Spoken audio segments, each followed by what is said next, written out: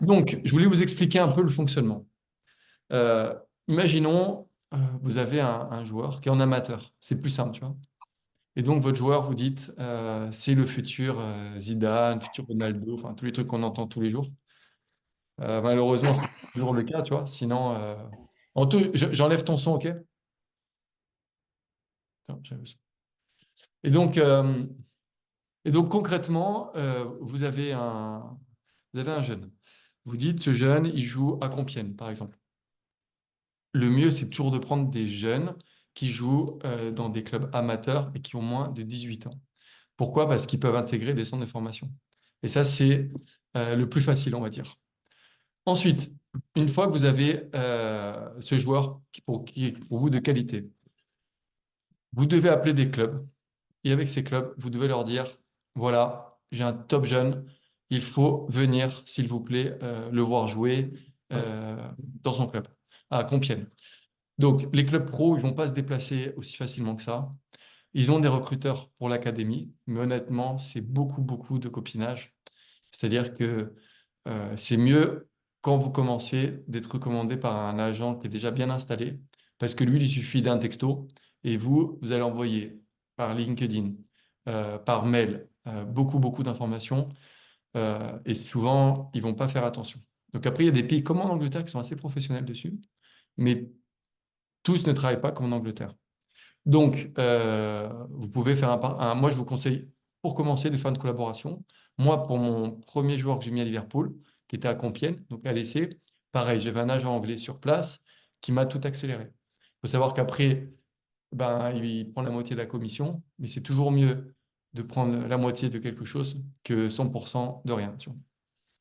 Donc, imaginons, soit le club anglais, vous parlez à Liverpool, soit le club anglais envoie un recruteur qui vient voir le joueur à Compiègne. Donc en fait, vous devez donner le programme des prochaines semaines du joueur, en sachant que il peut être blessé, il peut aussi être remplaçant. Donc en fait, on peut être dans une situation où le club anglais, c'est déjà arrivé, se déplace, vient le voir jouer à Compiègne, le mec qui est remplaçant, le mec se blesse à l'échauffement, et tout le monde a perdu son temps, et vous aussi, parce que le club anglais va pas revenir toutes les semaines. Donc le mieux, c'est quand même de faire des montages vidéo. Ça, c'est pas mal. Pour le vendre au club ou pour le vendre aux partenaires agents. Parce que le CV, ça suffit plus. Et puis, il y a tellement, tellement de jeunes sur le marché que c'est difficile. Donc, imaginons, vous parlez à un partenaire agent et vous dites, écoute, je pense que je peux avoir un super essai pour lui. Alors, qu'est-ce qui se passe? Là, on passe à l'essai. Donc, le joueur, le profil du joueur a été validé soit par un recruteur, soit par un agent très influent. Un appel, ça suffit pour que le petit soit invité. Donc, une fois qu'il est invité, le club va faire une lettre d'invitation. Donc, la lettre d'invitation, je vais vous montrer un exemple. Euh, alors, fichier, euh, vas-y, avancer. Donc là, je vais, toc, toc, toc, toc. Voilà, donc là, je vais sur l'ordinateur. Ça, c'est l'exemple de la lettre d'invitation de Liverpool que je vous mets. Alors, concrètement, il faut faire très, très attention parce qu'il y a beaucoup de fausses lettres d'invitation. Ce qui est vrai d'ailleurs. Donc, vous avez le logo de Liverpool en haut à droite. Ensuite, vous avez la référence, le joueur qui était Joseph, plus sa date de naissance. Ensuite, le club qui dit, chère madame, en fait, cette lettre d'essai, elle est pour le joueur en premier, pour la famille du joueur, puisqu'il est mineur, et troisièmement, pour le club. Donc, bonjour monsieur, madame, Liverpool voudrait vous demander la permission d'inviter ce joueur à l'essai pour une période du 9 au 14 septembre 2014. Bon, ça date. Ça passe du temps, 10 ans, ça fait 10 ans que je suis dans le foot. Waouh, truc de fou d'ailleurs. Nous allons prendre en charge tous les transports et l'accommodation, ça veut dire tout ce qui est le logement pendant la duration, enfin pendant la durée de son essai. Donc, c'est-à-dire que pour aller en Angleterre, c'est moi qui avais payé pour le billet d'avion, pour moi et le joueur. Mais il y a des clubs qui prennent tout en charge de A à Z. Mais comme c'était mon premier essai, et que c'était Liverpool, et que je voulais pas le rater, et que je voulais pas négocier en sachant que je pouvais perdre l'essai, je préférais payer l'avion. Mais ça m'est déjà arrivé, par exemple, avec Manchester City, que ce soit eux qui payent l'avion. Aston Villa aussi. Et nous voudrions inviter un membre de votre académie, euh, au niveau de entraîneur, pour l'accompagner une semaine. Donc là, ça veut dire clairement qu'ils invitent et les joueurs et le coach. Donc c'est parfait. Moi, j'avais envoyé une invitation au coach, qui est Bakary d'ailleurs. Et en fait, ce qui s'est passé, c'est que Bakary a un problème de passeport. Donc, il n'a jamais pu se connecter. Il n'a jamais pu avoir, par exemple, son visa pour venir en Angleterre, puisqu'il était non européen. Et en fait, c'est moi qui suis parti à la place. Et ça a lancé ma carrière d'agent. Je serai après, voilà, après, on est censé leur tenir au courant de la disponibilité pour le joueur. Donc, je sais qu'il y avait eu des problèmes. Il aurait dû venir plus tôt, mais c'était un peu plus compliqué parce qu'il y avait l'école et le club, etc. Et si vous pouvez nous donner la permission qu'il puisse venir à l'essai à Liverpool. Donc, il faut comprendre que, après, il met son contact, notre ami.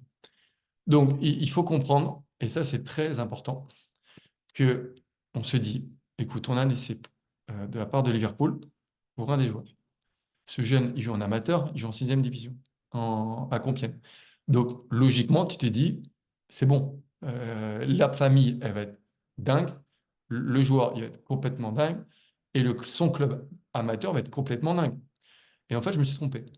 Parce que le joueur a adoré, la famille a les larmes aux yeux, et je me suis fait avoir sur le club de Compiègne qui ne voulait pas que le joueur parte à l'essai à Liverpool. Et en fait, même si c'est un club amateur, ils sont assez forts pour mettre une pression forte pour dire aux joueurs, ah non, mais j'ai un match important ce week-end. Ok, mais si on pense long terme, tu joues dans un petit club amateur. Tu as la chance d'aller dans un des plus grands clubs du monde. Tu as peu de chances de signer, parce qu'on parle de Liverpool, on est d'accord. Mais quelle expérience! C'est très bien qu'une semaine à Liverpool, équivalent à 5 ans dans un club amateur. Et le club amateur m'a trouvé des excuses pour dire non, finalement, c'est pas possible, il faut mieux qu'il reste ici, on a un match important, les entraînements, il peut se blesser, etc. Et donc, honnêtement, ça a été difficile pour moi, mais j'ai réussi en disant aux joueurs, écoute, t'as pas de contrat, tu as une licence. Si demain tu veux partir faire du piano, vas-y, va faire du piano. Tu n'as pas besoin d'avoir l'accord du club puisque tu n'as pas de contrat. Mais ces clubs amateurs, ils agissent pire que des clubs professionnels. Et donc, c'était compliqué, honnêtement, c'est très compliqué. Donc, une fois qu'on a la lettre d'essai de Liverpool, là, on est pris au sérieux par le joueur. Il vient pas, ça c'est autre chose, mais au moins le joueur, il voit que tu es quelqu'un de concret et de sérieux. Donc ça, c'est très important. Est-ce que vous avez des premières questions? Alors, vas-y, c'est parti. Ouais, j'en ai une. J'ai déjà eu un cas d'un coéquipier, on jouait en DH, qui a été invité par des clubs, mais les clubs, les invitations ont été envoyées aux clubs amateurs. Après, bon, on a eu une situation où justement, bah, il y a un coach qui ne l'a jamais montré. J'en connais aussi un autre où il y avait pas mal de problèmes il y avait pas mal de problèmes à l'US Orléans qui ne montrait pas les invitations des clubs aux jeunes joueurs pour pouvoir les garder. Comment est-ce que c'est possible? Enfin, est-ce que déjà légalement c'est possible? Est-ce que les clubs amateurs ils ont le droit de faire ça? Et comment c'est possible que les clubs envoient les invitations aux clubs au lieu de les envoyer aux familles des joueurs directement? Alors, il faut savoir que les clubs professionnels sont censés contacter les clubs amateurs, semi-professionnels ou professionnels directement.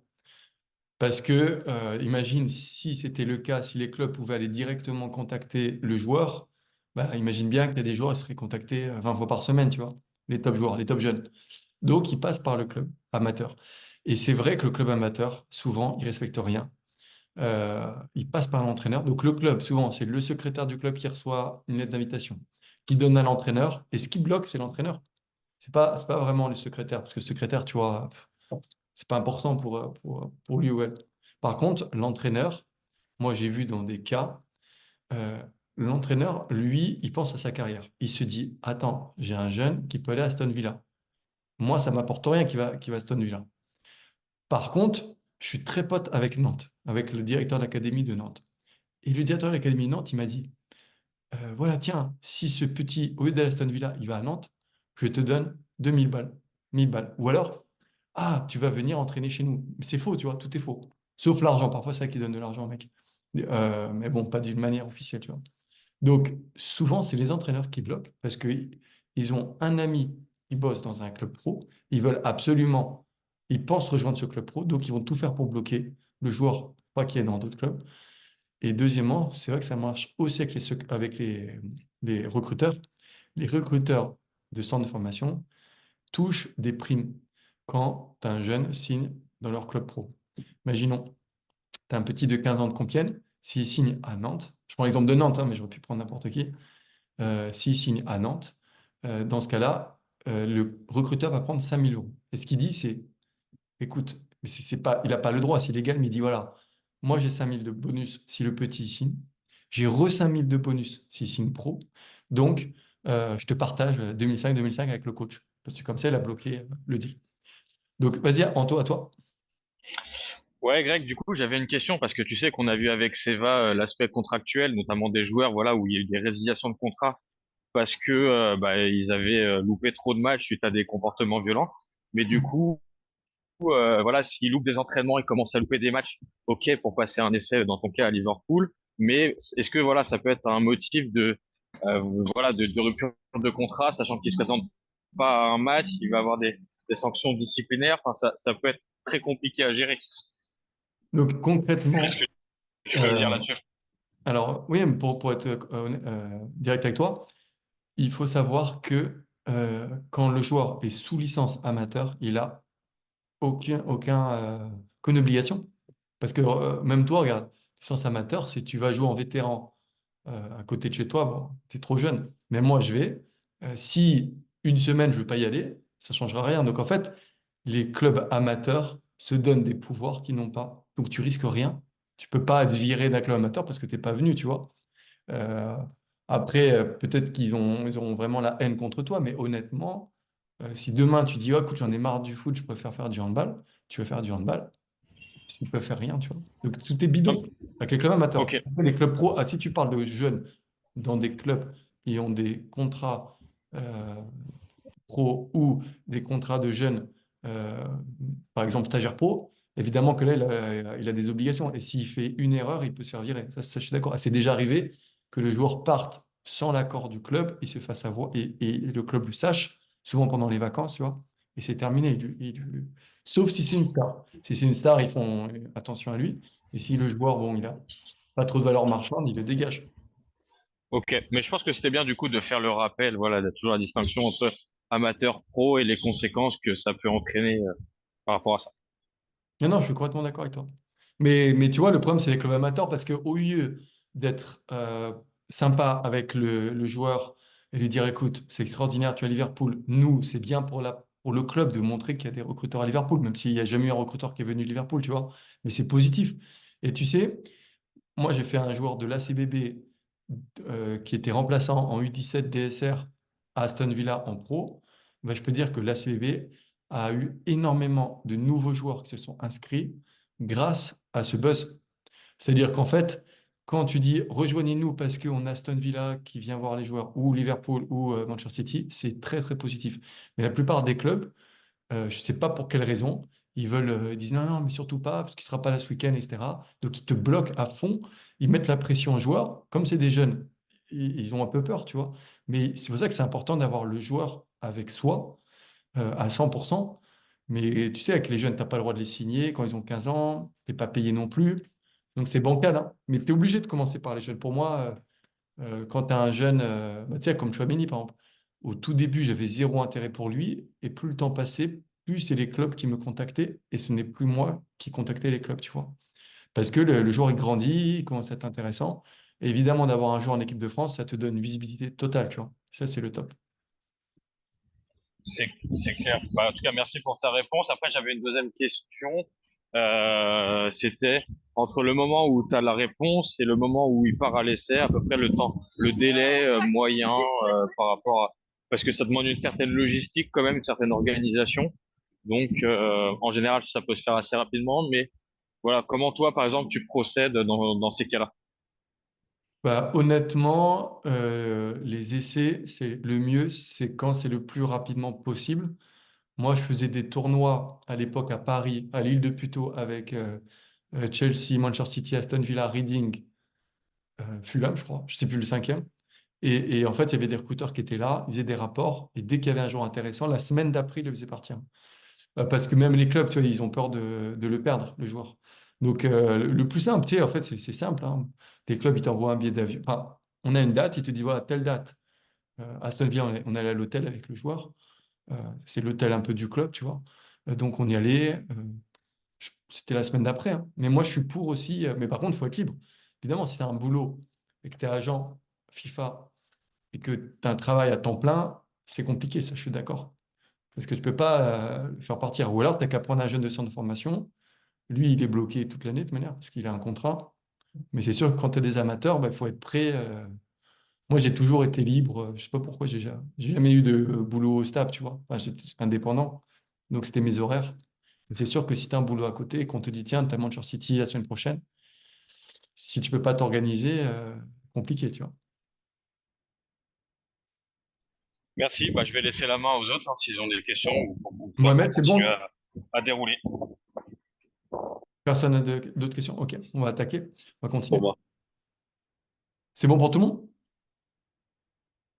Mais dès que c'est la phase la plus difficile, c'est la phase de trouver un essai. Parce que trouver un essai pour votre joueur, c'est ce qu'il y a de plus compliqué. Il y a des millions de jeunes. En fait, honnêtement, tous les joueurs qui jouent dans des clubs, ils rêvent d'être pros. Tous. Il y a 2 millions de licenciés en France. Les 2 millions, ils veulent être pros. Donc, euh, arriver à sortir un joueur amateur en pro, c'est compliqué. Moi, là, on m'a proposé un jeune de 17 ans qui a mis 3 buts contre Strasbourg. Et honnêtement, j'ai pas pu le sortir, tu vois. Pourtant, j'ai parlé avec le PSV Eindhoven. Moi, j'ai trouvé qu'il était très talentueux. Il a fait une première mi-temps moyenne. J'ai envoyé la vidéo d'un match, hein, d'ailleurs. Mais à deuxième mi-temps, mais à deuxième mi-temps, il a mis un triplé et ça n'a pas suffi. Donc, c'est vraiment compliqué de sortir les joueurs. Quand ils jouent en amateur, je parle. Après, évidemment, si tu es un joueur en centre de formation et qui met des triplés contre Marseille, etc., c'est plus facile. Mais en amateur, c'est dur, mais ça me plaît parce que tu as toujours des joueurs qui. Bah, tu vois, des Ribéry, Mahrez, N'Golo Kanté. C'est quand même des joueurs qui n'ont pas été pris dans les mailles du filet, tu vois. Euh, Mahrez, il était même en équipe B à Sarcelles. Donc, c'est quand même. Il y a eu un problème quelque part. On parle quand même d'un joueur de Manchester City, tu vois. Donc, c'est pour ça qu'il y aura toujours des joueurs qui ont raté leur chance ou alors qui ont grandi à la mauvaise période un peu trop tard, etc., etc. Donc voilà, donc maintenant, une fois que vous avez laissé, vous avez fait un petit peu le plus dur, on va voir maintenant comment ça se passe pour les propositions, etc., etc. Donc, vous avez laissé, vous partez avec le joueur à laisser. Ensuite, une fois que le joueur, eh ben, il a réussi son essai, comment ça se passe? Vous allez lui dire quoi? Ah, Steve, c'est ça? Ouais, j'enlève le son déjà. Donc, une fois que l'essai était bon, généralement, le club vous dit, tiens, on voudrait le revoir une deuxième semaine. Après, moi, franchement, le plus que j'ai fait, c'était 6 fois. J'ai été 6 fois avec un joueur dans le club, c'était Aston Villa, tu vois. Parce que c'est compliqué, parce que pour eux, ils veulent pas prendre de risques. Il faut comprendre les clubs. Un club, il préfère signer et payer 20 millions d'euros à un mec du PSG qui est remplaçant que prendre un joueur amateur qui sort de nulle part qui est 10 fois plus fort. Parce que le recruteur qui va signer le mec du PSG va dire, si on va dire, ouais, mais c'est un échec. Oui, mais ok, mais il joue au PSG. Oui, mais etc., etc. Alors que le joueur amateur, on va dire, pourquoi tu as pris un joueur amateur? Parce qu'on est limité en effectif. Oui, j'ai pris les joueurs amateurs parce que je trouvais qu'il était bon, etc., mais il ne s'est pas adapté. Donc, le recruteur, il a peur de perdre son poste. Donc, concrètement, il va dire, bah, écoute, moi, je préfère pas prendre de risques et acheter le mec du PSG. Et franchement, tu as un recruteur de Liverpool qui m'avait expliqué ça. Il m'a dit, mec, on ne peut pas prendre de risques parce que nous, on veut rester à Liverpool. Donc, voilà, ça, c'est la réalité.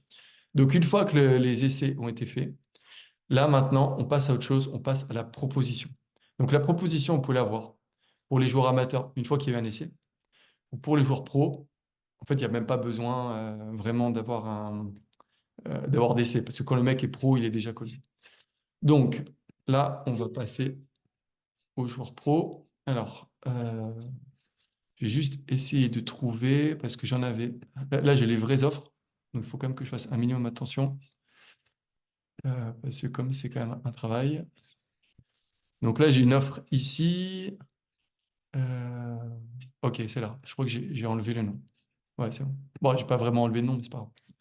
Donc, là, vous avez une offre d'un club euh, que j'ai reçu l'été dernier.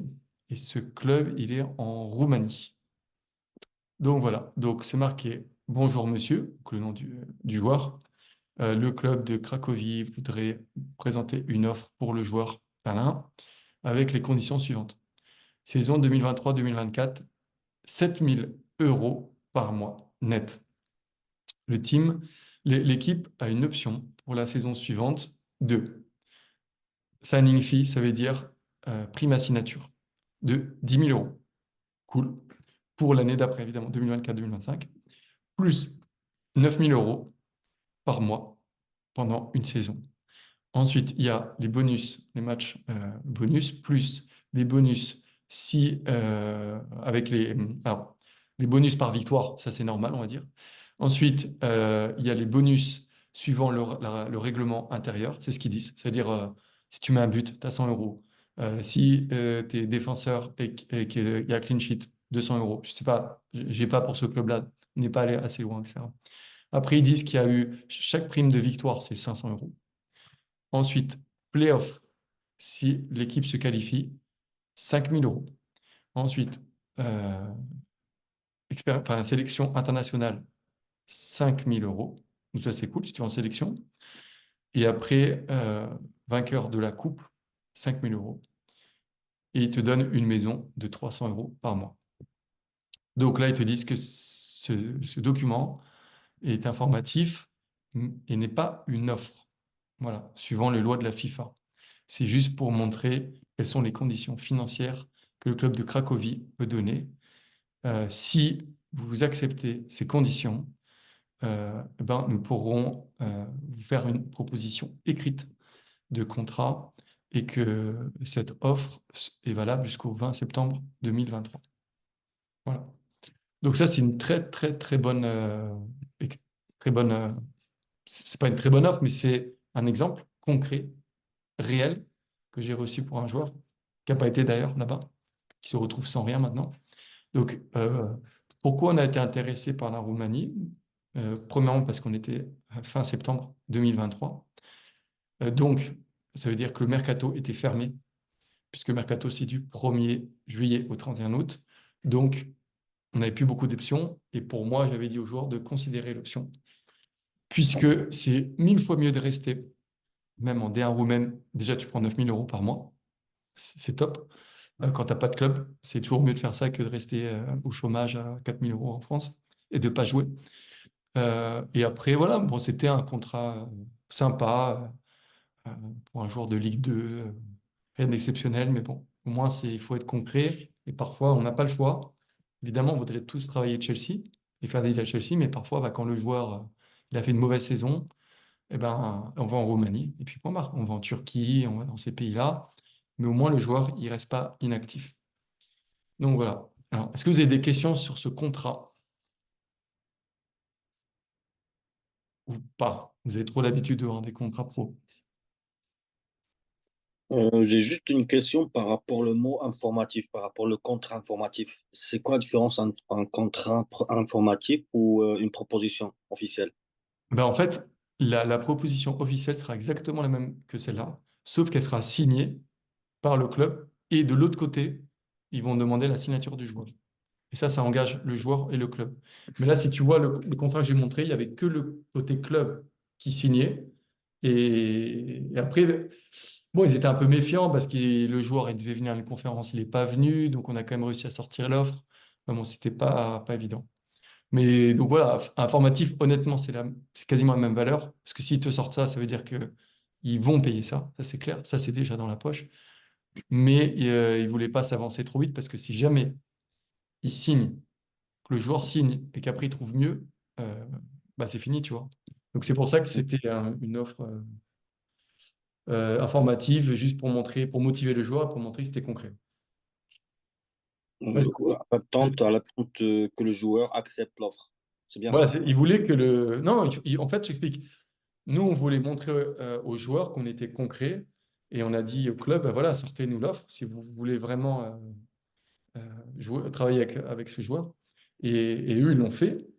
Ils l'ont fait de manière informative, mais c'est la même chose. Parce que honnêtement, déjà, un club qui te sort une offre comme ça, même si c'est informatif, ça veut dire qu'ils sont concrets, hein. Donc voilà, mais après, c'est eux qui ont fait informatif, je sais pas pourquoi, parce qu'ils voulaient parler aux joueurs au niveau de la mentalité, je pense. Ils voulaient d'abord savoir qui était qui, tu vois. D'accord, ça marche. Merci. Vas-y, hein, Anto.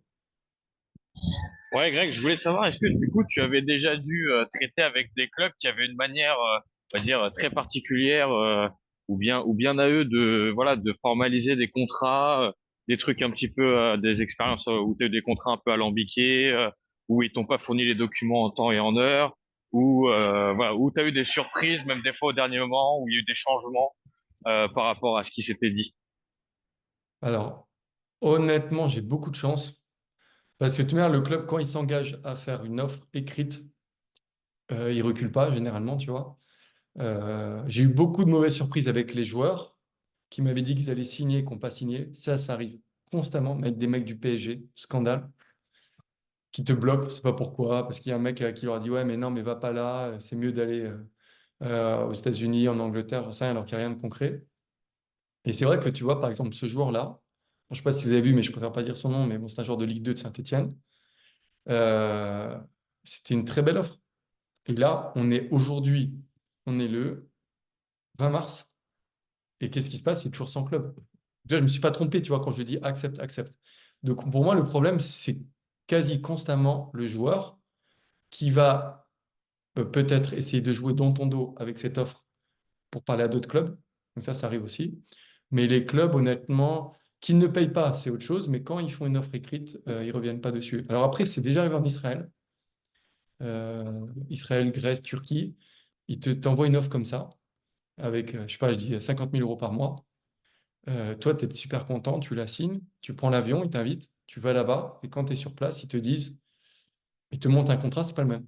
C'est-à-dire que tu passes de 50 000 à 5 000. Et tu dis, et en fait, ils te font toujours ça dans les derniers jours du mercato, tu vois, parce qu'ils sont en position de force.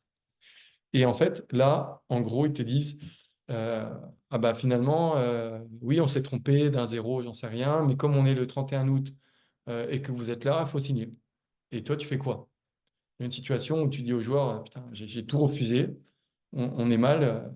Et voilà. Après, en Espagne, ça m'est aussi arrivé à un club de Détroit avec un jeune Africain, c'est moi qui ai payé son billet d'avion. Le mec, il était au Mali, je crois.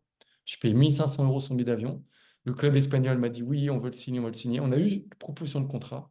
On est arrivé au stade, on a signé le contrat. Donc tout était bon. Ils nous ont demandé de s'entraîner. Et c'est vrai que le joueur, il n'était pas en bonne condition physique, ce qui est vrai. Mais il s'était quand même pris 30 heures d'avion, tu vois. Et pendant l'entraînement, l'entraîneur a dit non, je l'aime pas du tout, il n'est pas en forme, etc. Et c'est vrai que même moi, il m'a déçu alors qu'il était pro à Reims quand même, c'est pas n'importe quoi, en Ligue 1. Et finalement, ils m'ont dit qu'ils voulaient casser le contrat. On aurait pu ne pas résilier, mais le joueur a dit OK, dans ce cas-là, je résilie si le club ne veut pas. Donc il a perdu de l'argent. Le club m'a dit oui, oui, on te rembourse sur le billet d'avion, ils ne m'ont jamais remboursé. Donc, ouais, parfois, tu as des surprises, c'est vrai. Mais honnêtement, c'est rare. Mais moi, comme j'aime pas travailler avec certains pays que j'ai cités dernièrement, c'est-à-dire, je travaille pas beaucoup avec Grèce, Israël, Turquie, euh, bah, ça m'évite des problèmes. Mais si vous travaillez en Turquie, que vous avez des problèmes de paiement constamment, faut pas être surpris parce que tu as des pays, ils font pas de cadeaux, hein. Alors, je t'écoute, vas-y, Elpira. Ah, je t'entends Là, pas. ouais, Vas-y. là, je pense que c'est bon, vous m'avez écouté. Alors, je sais que dans le droit français, il y a possibilité de pouvoir intenter en justice une personne qui ne respecte pas la promesse d'embauche. Donc, en l'occurrence, là, ça, c'est une promesse d'embauche. Et derrière, si la personne, elle se rétracte, elle doit quand même des dommages et intérêts à l'autre personne parce qu'elle a dû refuser peut-être d'autres offres pour pouvoir se joindre à l'autre offre. Mais par contre, en droit international, je ne sais pas il y a une possibilité de pouvoir poursuivre un club qui et demander des dommages et intérêts pour justement une situation comme ça où tu as pris ton billet, enfin, tu as pris ton vol, tu as pris l'hôtel et tu t'es déplacé. Et au final, bah, derrière, il y a un vice enfin, pas un vice de consentement, mais le contrat qu'on te propose, c'est pas la même chose que la promesse d'embauche. Donc, je sais pas si il y a quelque chose, enfin, légalement, il n'y a pas une possibilité de pouvoir poursuivre les clubs qui commettent de telles pratiques pour éviter que ça perdure.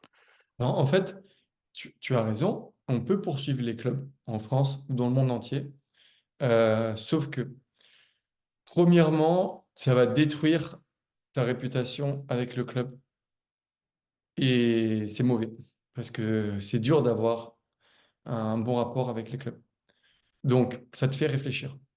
Deuxièmement, si tu le fais, donc il faut aller à la FIFA, tu vas gagner, ça va prendre du temps, sauf que le joueur, il peut être bloqué, parce que le club espagnol avec qui j'étais, par exemple, ils vont dire, bah, dans ce cas-là, tu vas à la FIFA, nous on résilie, enfin, on le garde, on le bloque, il ira nulle part autre. Et après, c'est une situation difficile, tu sais, parce que le but, c'est le joueur joue. Si le club à qui vient de signer ne l'aime pas, ça existe, hein. Alors pourtant, ils ont vu toutes les vidéos, ils ont parlé avec Reims, etc. Mais bon, sur place, il n'était pas en bonne condition physique. À aller au clash, franchement, c'est ce que j'aurais dû faire parce que, tu vois, ce joueur-là, par exemple, comme il n'était pas en bonne condition physique et même moi, il ne m'a pas fait bonne impression, j'aurais pu être plus dur avec le club et dire, vous payez tout, on s'en fout, on a signé, trop tard, j'ai les photos de la signature, j'ai tout d'ailleurs, trop tard. Mais lui, le président du club, il m'a dit, voilà, soit tu résilies maintenant, soit demain on fait une visite médicale et je dirais qu'il a un problème, n'importe quel de cœur ou n'importe quoi, et on ne le fera pas signer. Donc, tu vois, il m'a fait un peu du chantage, de la menace. Et c'est vrai que le joueur, je ne l'ai pas senti en osmose avec moi, parce que ce qui est important, c'est qu'on aille en guerre ensemble, tu vois. Si moi, je suis prêt à aller à la guerre, et que le joueur, tu le sens pas chaud, qui veut pas de problème, etc., qu'est-ce que tu peux faire? Tu peux rien faire. Tu sais que nous, on est des conseillers, en fait.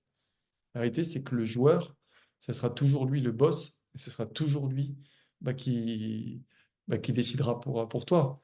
Là j'ai quelques petits problèmes avec un de mes joueurs aussi. Il ne m'écoute pas, alors que je connais la situation. C'est vrai que par exemple, pour le ramadan, il y a des joueurs qui font le ramadan pendant l'année, enfin pendant les entraînements, pendant les matchs.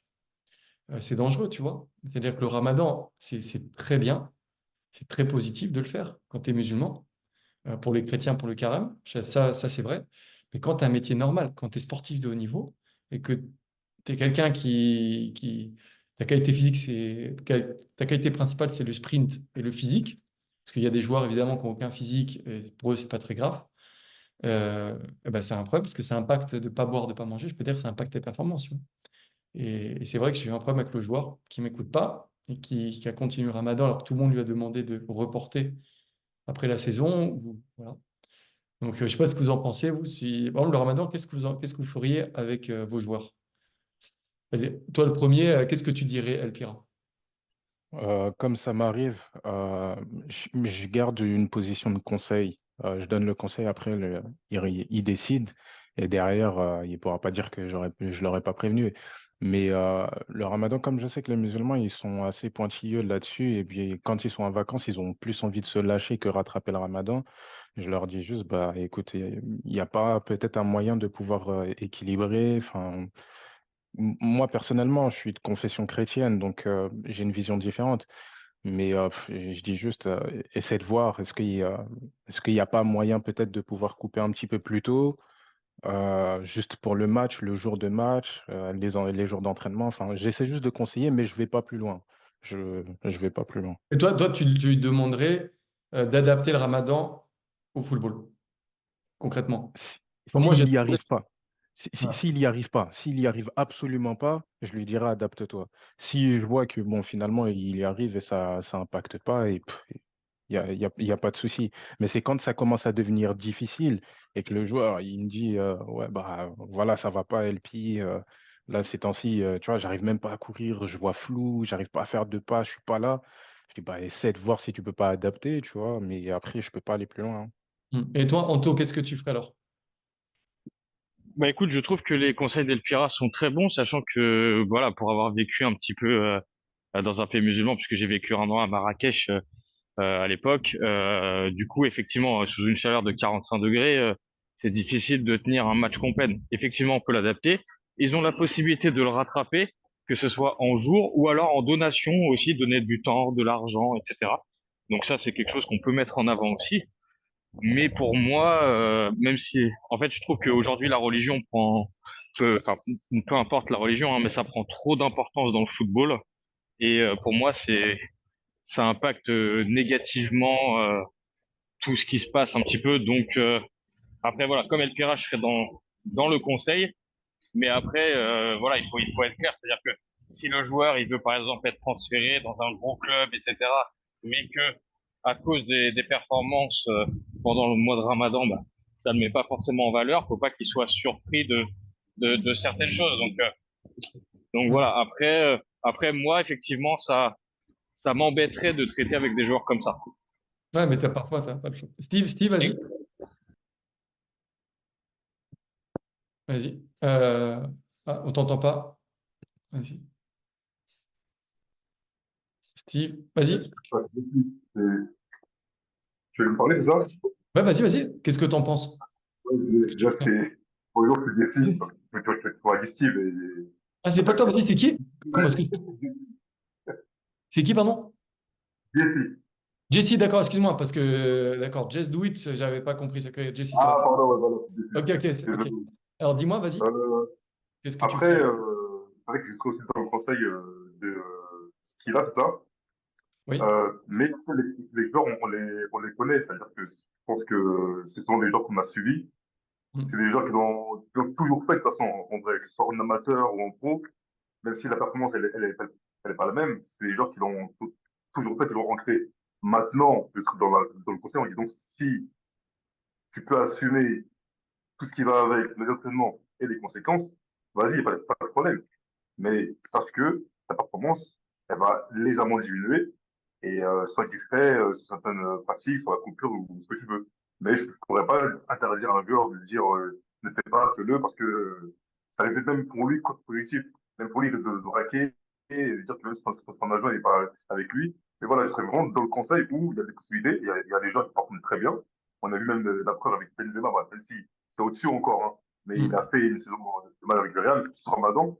Moi, j'ai vu des joueurs que j'avais en amateur faire des performances de haute volée sur Ramadan. Tout dépend des Et toi, cas. tu penses que Après, ça peut être positif au niveau sportif? ah oui, Toi, tu as vu ça? Tu ah as, oui. tu as remarqué? D'accord. Bah moi, je suis dedans depuis 18 ans dans le foot, plus le futsal. J'ai Ah, vu d'accord, ok. les joueurs de haut niveau comme les joueurs amateurs. D'autres, malheureusement, déjà, ils sont pas très forts. Et s'ils n'arrivent pas, là, je suis très dans le conseil de force pas, parce que même Mm. pour ton qui est engagé, faut faire très attention. Mais il y en a qui s'amusent depuis son petit. En fait, c'est dans Non. les mœurs, ça. Mm. Ouais, mais après, tu sais, la réalité, c'est que le joueur, si on voit qu'il performe, évidemment qu'on le laisse sans problème, mais si tu vois une chute, comme moi j'ai eu l'exemple il n'y a pas longtemps sur ce joueur, j'ai pas reconnu, tu vois, la vérité, il était nul. Alors que normalement, c'est le meilleur joueur de l'équipe. Donc, c'est pour ça que je me suis permis de lui parler, de lui dire, écoute, on a des grands objectifs en fin de saison. Là, si tu continues comme ça avec des performances comme ça, c'est pas bon. Donc, après, c'est lui qui s'adapte. Je sais pas, peut-être qu'il est dans un mauvais jour. Mais évidemment, il y a des gens, il y a des joueurs à qui ça peut faire du bien et d'autres joueurs qui le vivent mal, hein, parce que c'est pas facile. Je suis d'accord. Ouais. Je pense que c'est au cas par cas, quoi. Ouais, là, c'est bien. Donc, alors, vas-y, Mohamed, qu'est-ce que tu dirais, toi? Alors moi, honnêtement, je suis musulman avant tout. Et j'ai fait du foot quand j'ai joué en amateur en faisant Ramadan. Pour être honnête, ça dépend le corps de la personne, ça dépend la personne, ça dépend le mental de la personne. Mm.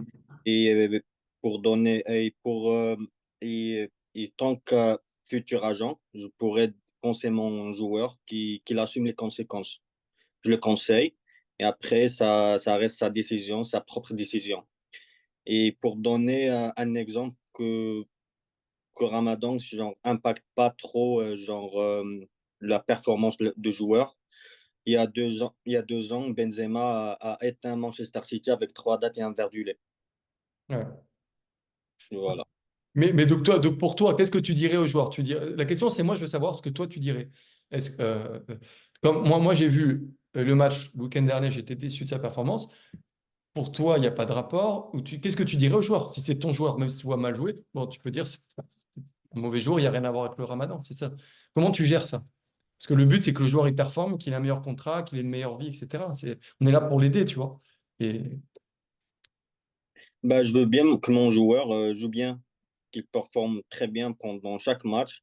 Si malheureusement pendant un match, pendant Ramadan ou même hors Ramadan, il performe pas bien, bah, je peux dire que ça arrive des fois. Mais si c'est pas sérieux, genre il a un impact malheureusement négatif, bah ça reste à lui, c'est lui qui décide. Mais moi, de mon côté, je vais tout faire pour le convaincre et pour qu'il soit toujours sérieux, toujours performant, toujours ok. à l'écoute, toujours à la conseil. Vas-y, Jessie, tu veux rajouter? Ah non, c'est bon, je pense que tout a été dit Ok. par Et rapport à toi? ça. Ok. Et le Pira, vas-y.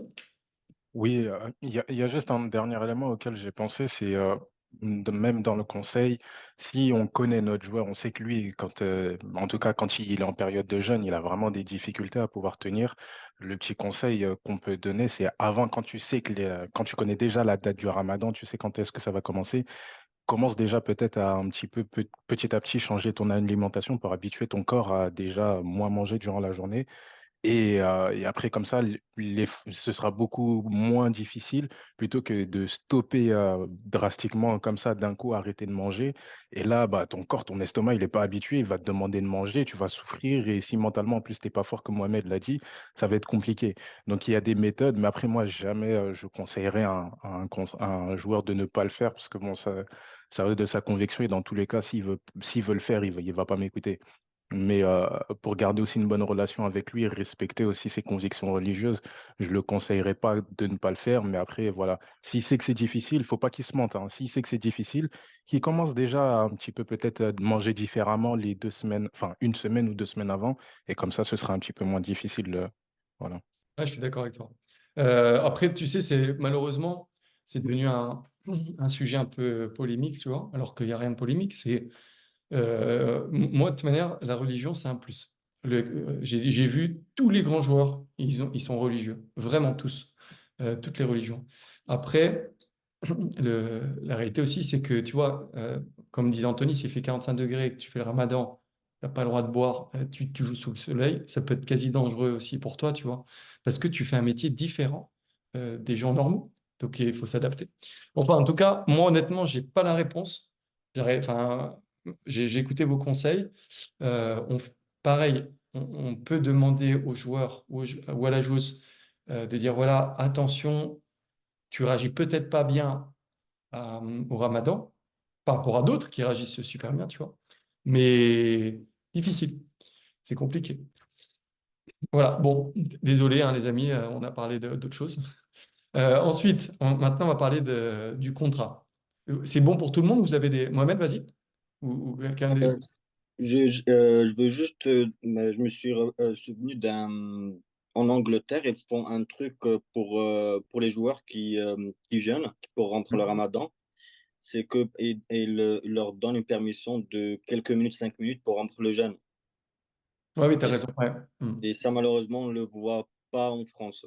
Mais on le voit par exemple en Espagne, en Angleterre et pas mal de pays européens.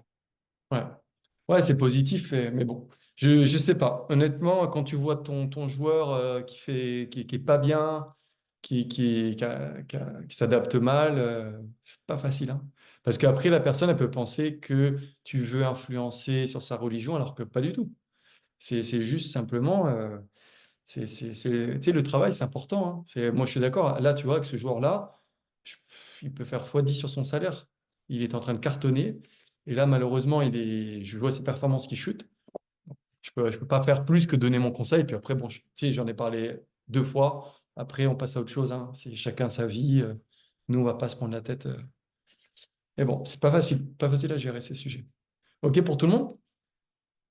OK. Donc alors, maintenant, on va passer au contrat. Donc, une fois qu'il y a eu la proposition qui a été signée par les deux parties, là, on va passer au vrai contrat. Donc, le vrai contrat, là, ça rigole plus, on va dire. Donc là, on va voir le contrat de notre ami de Manchester United. Bon, on a un peu, tu vois, un peu barré les choses importantes, mais bon. Donc ça, c'est un contrat de première ligue. Moi, j'en ai déjà fait signer à des joueurs. C'est des contrats standards. Donc ça, c'est très important de comprendre. Quand le joueur dit « Oh là là, c'est un contrat, il faut que je parle avec mon avocat, blablabla », nous, on sait que les contrats, c'est tous les mêmes. Il y a le nom qui change, l'adresse, etc. La date de fin du contrat, mais en réalité, c'est tous les mêmes. Je ne sais pas si vous avez compris, mais les avocats, c'est un peu une arnaque. Quand ils vous disent, oui, non, non, attention, il faut que je regarde tout. Oui, mais mon gars, le contrat, il est basique pour tout le monde, il n'y a que quelques détails qui changent. Donc là, sur ce contrat de première ligue, pour les joueurs pro, évidemment, donc on demande le prénom, le nom, l'adresse, date de naissance, place de naissance, nationalité, sécurité sociale, son dernier club. Voilà. Donc, le jour où le contrat a été rédigé, c'est le 10 juin 2015. Ça ne me rajeunit pas non plus, mais bon, c'est comme ça. Donc, ça a été entre le joueur et Manchester United avec son adresse à Old Trafford. Après, ils disent, c'est un contrat qui est assez long quand même, on ne va pas se mentir. Donc, le contrat se définit comme suivant. Premièrement, définition, interprétation. Ça, en fait, c'est du juridique à 100%. Bon, on le regarde quand même, mais bon, c'est toujours la même chose. Donc là, ils font une description de agent. C'est un agent qui représente et négocie euh, euh, en représentant le club ou le joueur dans un contexte d'enregistrement ou de transfert pour son joueur et pour un employé, un joueur dans un club. Après, ils disent l'entreprise doit être une entreprise qui doit être, comment dire, c'est pas une, en fait, l'entreprise, ça doit être l'entreprise principale. Ça peut pas être une filiale. Je sais pas si vous avez compris. J'ai le mot, mais bon, j'ai un peu perdu. Mais en gros, ça peut pas être une filiale d'une filiale. Ça doit être l'entreprise principale, donc le club qui signe. Ensuite, qu'on dise le board. Donc ça, c'est le board de direction du club qui est autorisé à négocier au nom du club. Ensuite, on va regarder la page 2. Toc, toc, toc. La page 2. Alors, attendez, je vous retrouve ça. Manchester. Toc. Ouais, c'est là. Voilà, le contrat est là. Donc, ça, c'est la page 1. La page 2. Vous voyez, bon, tout ça, c'est enregistrement. Je ne sais pas si vous avez compris. Vous voulez que je fasse. Je vais faire rapidement. Le club, le contexte du club. Donc ça, c'est ce qui représente le joueur ou l'image du joueur pour faire, enfin, au nom du club. Ensuite, il y a les règles du club. Donc c'est ça ce qui représente la régulation du club que doit prendre en considération le joueur. Après, il y a le code de practice. Ça, c'est pour tout ce qui est entraînement. Après, il y a les règles de la fédération anglaise donc qui sont très importantes. Après, il y a the FA, donc qui veut dire la fédération anglaise, la FIFA qui veut dire Fédération internationale de football. Euh, euh, FIFA, c'est Federation International Football Association. Et après, c'est problème de conduite. Si le joueur a fait ses erreurs suivantes, s'il a fraudé, s'il a causé des problèmes ou des problèmes à l'image du club, s'il a été en possession de substances interdites, donc quasiment, on va dire, de la drogue, si l'alcool a affecté les performances du joueur. Ça, je peux vous dire, j'ai vu beaucoup de joueurs, pas énormément, mais quand même beaucoup de joueurs en Angleterre sont arrivés le matin à l'entraînement après la fiesta. Donc ça, ils n'ont jamais été virés parce que bon, toujours les meilleurs joueurs, on va dire. Enfin, c'est des joueurs qui ont une grosse valeur marchande. Mais bon, c'est intéressant de savoir que l'alcool, si on peut montrer que l'alcool a un problème sur le joueur, sur sa performance, boum, on peut lui mettre des sanctions. Et après, si on voit qu'il y a un problème avec le contrat, qui n'a pas été respecté. Après, on parle de holiday year. Donc ça, c'est toutes les vacances. Holiday year, c'est l'année complète qui passe du 1er juillet au 30 juin. Internet, bon, vous connaissez. Les lois du jeu, ça, c'est tout ce qui a été fait par la FIFA. The League, donc ça, c'est la ligue anglaise, donc première ligue. Manager, donc ça veut dire que c'est les gens qui sont responsables de l'équipe première. Les médias, bon, vous connaissez, je ne vais pas faire une description, c'est tout ce qui est radio, télé, etc. Ensuite, PFA, donc ça, c'est l'association qui représente les joueurs de football professionnels. PFA, c'est-à-dire Professional Football Association. Après, il y a Permanent Incapacity, donc ça, c'est quand il y a eu un gros problème avec le joueur. Donc ça, c'est après avec l'assurance de voir quand il y a une grave blessure. Donc là, il y a Player Image. Donc ça, c'est les droits du joueur. Donc ça, c'est important de savoir que quand le joueur va dans un très grand club, par exemple, même au Real Madrid, souvent, il perd ses droits d'image. Donc, qu'est-ce que ça veut dire? Ça veut dire qu'il doit demander l'accord au club pour pouvoir faire de la publicité. Et aussi, il doit partager les revenus si les publicités ont été acceptées. C'est hyper important parce que ça représente beaucoup d'argent.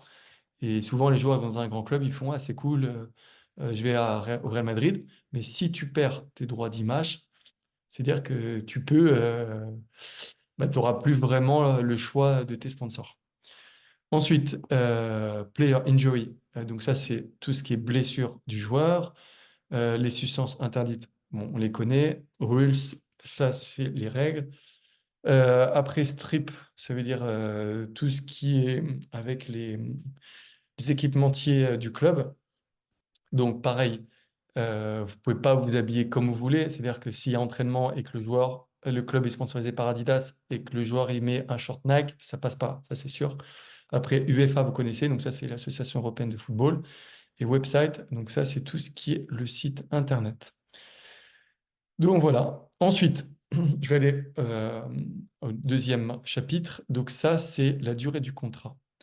Donc le club engage le joueur comme un joueur professionnel sur les termes suivants. Le contrat est remain in force. Donc le contrat est valide jusqu'à la fin de la durée. C'est-à-dire que c'est important de comprendre que le joueur ne peut pas partir quand il veut et le club ne peut pas partir non plus quand il veut. Allez-y, je vous écoute. Elpira, à toi, vas-y. Par rapport au droit à l'image au Real Madrid, comment est-ce que Cristiano il a pu pour pouvoir continuer à faire ses pubs à gauche, à droite? Parce que, enfin, je comprends, je conçois, mais je pense que c'est négociable. Parce que Cristiano, lui, il continuait.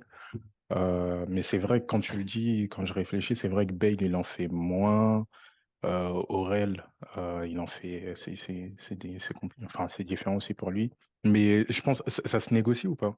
Alors, normalement, c'est 50-50 pour le droit à l'image. Ça veut dire que quand vous signez avec un club comme le Real Madrid, vous perdez la moitié des revenus euh, du sponsoring, ce qui représente des sommes énormes, hein, parce que tu as des joueurs qui gagnent plus, comme Beckham, il gagnait beaucoup plus en sponsoring qu'en contrat avec le club. Maintenant, c'est négociable. Pour Mbappé, on parle de 80% pour Mbappé et 20% pour le club.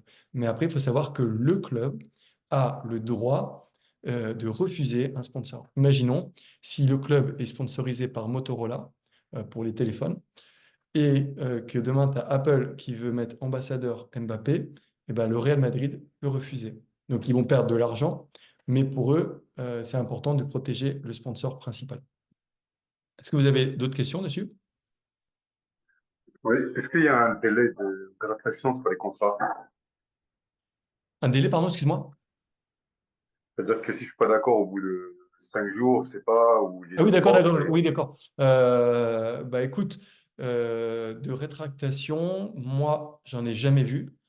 Après, tous mes joueurs étaient contents de signer, évidemment, mais je ne crois pas. Je ne crois pas parce qu'en fait, dès le lendemain ou le jour même, le joueur, il peut s'entraîner.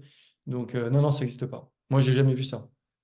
Parce que tu imagines, tu signes au Real Madrid, le lendemain, tu as Manchester City, tu résilies, tu vas à Manchester City, le surlendemain, tu as le Barça. Non, non, ça n'existe pas. Bon, ça, c'est quelque chose qui est pas, qui n'existe pas encore dans le monde du football. Et tant mieux, on va dire. Sinon, il y aurait beaucoup de transferts tous les jours, quasiment. C'est bon pour tout le monde? Parce que là, déjà, les amis, il est 20 h. Donc, je pense que la semaine prochaine, on va passer au chapitre 3 pour les contrats professionnels. Parce que c'est quelque chose qui est très important, il faut prendre notre temps. Est-ce que c'est OK pour tout le monde? Ouais, parfait, Grégoire. Bon, on Ok aussi. se dit à la semaine prochaine. C'est passé vite, hein? Très vite. Très vite. Tant mieux, il faut que ça dure comme ça. OK pour tout. Allez, salut Grégoire, merci. Merci tout le monde. Ciao, ciao. Salut, ciao. Merci Grégoire. Bonne soirée à Merci. toi. Bonne soirée. Ciao.